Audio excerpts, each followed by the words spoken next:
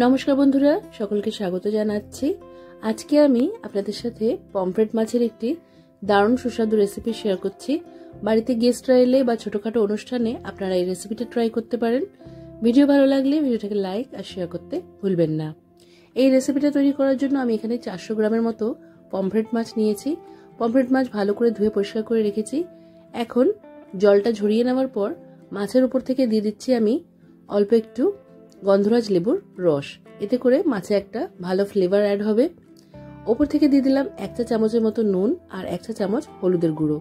এই মাছটা একটু নোনতা স্বাদের হয়, যেহেতু সামুদ্রিক মাছ, তাই এর মধ্যে আপনারা নুনটা একটু বুঝে দেবেন। এবার নুন আর হলুদ দিয়ে ভালো করে মাছটা মাখিয়ে নিয়ে 5 মিনিটের জন্য রেস্টে রেখে দিতে হবে। আরেকটা পাত্রে তেল ভালো করে গরম করে নিতে হবে। তেলটা যখন খুব ভালো করে গরম হয়ে যাবে তখন আঁচটা মাঝারি করে দিয়ে এর মধ্যে একে একে নুন হলুদ মাখানো পমফ্রেট মাছগুলো ছেড়ে 2 মিনিট অপেক্ষা করে ভেজে নিতে হবে। মোটামুটি এক একটা পিঠ ভাজতে আমাদের 2 মিনিটের মতনই সময় লাগবে। খুব বেশি কড়া করে কিন্তু এই পমফ্রেট মাছ ভাজার দরকার নেই। এখানে একটা পিঠ ভাজা হয়ে গেছে, দ্বিতীয় পিঠটাকেও একইভাবে ভেজে নেব।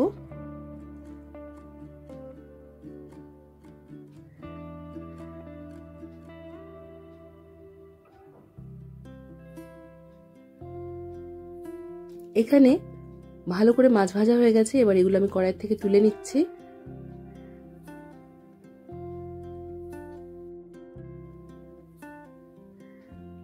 একইভাবে আমি বাকি মাছগুলোকেও ভেজে নিচ্ছি।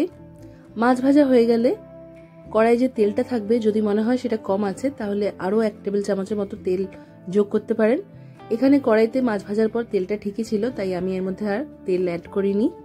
এবার এর মধ্যে দিয়ে দিলাম আমি পেঁয়াজ বাটা। এখানে একটা বড় সাইজের পেঁয়াজ ভালো করে পেস্ট করে নিয়েছি, সেটা দিয়ে দিলাম। আর তার সাথে দিয়ে দিতে হবে রসুন বাটা। এখানে প্রায় 8 কোয়ার মতো রসুনকে বেটে নিয়েছিলাম, সেটা দিয়ে দিলাম। পেঁয়াজ আর রসুন বাটাটাকে আমাদের 2 মিনিটের মতো ভালো করে ভেজে নিতে হবে। আমরা যে জলটা দিয়ে পেঁয়াজ আর রসুনটা বেটেছি সেটা যখন অনেকটাই টেনে যাবে তখন এর মধ্যে আমরা অন্যান্য মশলা বা বাটা অ্যাড করব। এখানে আমাদের পেঁয়াজ আর রসুনটা ভালো করে ভাজা হয়ে গেছে। এবার এর মধ্যে দিয়ে দিলাম আমি কাঁচা লঙ্কা আর ধনেপাতা বাটা। 2টো কাঁচা লঙ্কা 1 মুঠো ধনেপাতার সাথে বেটে নিয়েছিলাম অল্প জল দিয়ে, সেটা দিয়ে দিলাম। এবার দিয়ে দিলাম আমি এর মধ্যে 1/2 চা চামচের মতো হলুদের গুঁড়ো। স্বাদের জন্য এর মধ্যে 1/2 চা চামচ নুন দিয়ে দিয়েছি। মাছের মধ্যে আগে থেকে নুন দেওয়া আছে, তাই নুনটা একটু বুঝে দিতে হবে। এটা দিয়ে দিয়েছি আমি জিরের গুঁড়ো 1 চা চামচের মতো। তারপর এর মধ্যে দিয়ে দেবো আমরা গরম মশলার গুঁড়ো, যার মধ্যে আছে এলাচ, দারচিনি আর লবঙ্গ। এই রান্নায় আমি আর লঙ্কার গুঁড়ো ব্যবহার করছি না, যেহেতু এর মধ্যে কাঁচা লঙ্কা ব্যবহার করেছি। আর লঙ্কার গুঁড়ো ব্যবহার করলে কিন্তু স্বাদটা একটু অন্যরকম হবে। কাঁচা লঙ্কা বাটা দিয়ে এই রান্নাটা করলে বেশি স্বাদের হয়, তাই আপনারা চেষ্টা করবেন কাঁচা লঙ্কা বাটা দিয়েই এই রান্নাটা করতে। সব মশলা ভালো করে মিশিয়ে নিয়ে আরো 2 মিনিটের মতো ভালো করে কষিয়ে নিতে হবে, যতক্ষণ না জলটা ভালো করে শুকিয়ে যাচ্ছে। এখানে মশলার থেকে পুরো জলটা শুকিয়ে গেছে। এবার এর মধ্যে আমরা দিয়ে দেব ফ্যাটানো টক দই। এই রান্নাতে একটু সবুজ ভাবটা বজায় রাখার জন্য আমি টক দই ব্যবহার করছি। তবে যারা একটু কালারফুল খেতে চান তারা কিন্তু এখানে টমেটো পেস্টও দিতে পারেন। টক দইটা দিয়ে দিলাম আর আঁচটা একদম কমিয়ে রেখে দইটা দেওয়ার পর সবকিছু ভালো করে মিশিয়ে নিতে হবে। দইটা দিয়ে মিশিয়ে নেওয়ার পর এটা ঢাকা দিয়ে আমরা 1 মিনিটের জন্য কষিয়ে নেব। এতে করে এর থেকে যে তেলটা আছে সেটা আলাদা হয়ে যাবে আর মশলাটা ভালো করে কষানো হবে। তো এখানে 1 মিনিটের মতো ঢাকা দিয়ে কষিয়ে নিয়েছি, দেখতেই পাচ্ছেন তেলটা আলাদা হয়ে গেছে। এবার এই রান্নায় আমরা যেরকম গ্রেভি রাখতে চাই সেই অনুযায়ী এখানে জল দিয়ে দিতে হবে। তো আমি এই রান্নায় যেহেতু খুব বেশি পাতলা গ্রেভি রাখছি না, তাই এখানে মাঝারি একটা কফি মাগের 1 কাপের মতো জল দিয়ে দিয়েছি।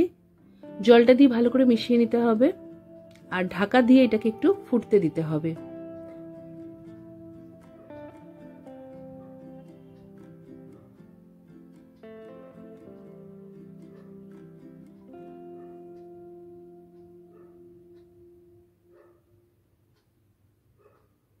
এটাকে মোটামুটি ঢাকা দিয়ে 2 মিনিটের জন্য ফুটতে দিলাম। এখানে গ্রেভিটা ভালো করে ফুটে গেছে। এবার ভেজে রাখা পমফ্রেট মাছগুলো একে একে এর মধ্যে দিয়ে দিতে হবে।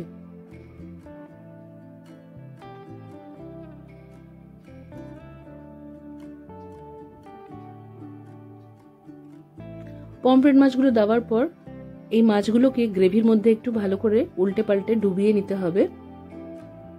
মানে একদিক ভালো করে ডিপ হয়ে গেলে দ্বিতীয় দিকটাকেও এই গ্রেভির মধ্যেই ভালো করে এইভাবে আমরা কোট করে নেব। মাছটা গ্রেভিতে ভালো করে মিশিয়ে নিয়ে এটা ঢাকা দিয়ে আমাদের 2 মিনিটের মতো রান্না করে নিতে হবে। এতে করে গ্রেভির যে পুরো মশলার ফ্লেভারটা আছে মাছের মধ্যে খুব ভালো করে ঢুকে যাবে। তো এবার আমি এটাকে ঢাকা দিয়ে আঁচটা মাঝারি করে রেখে 2 মিনিটের মতো রান্না করে নিচ্ছি।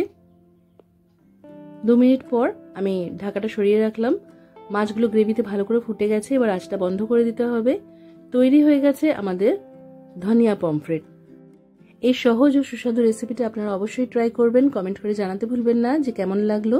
আজকের মতো এখানেই শেষ করলাম। সবাই খুব ভালো থাকবেন আর সবাইকে খুব ভালো রাখবেন। ধন্যবাদ।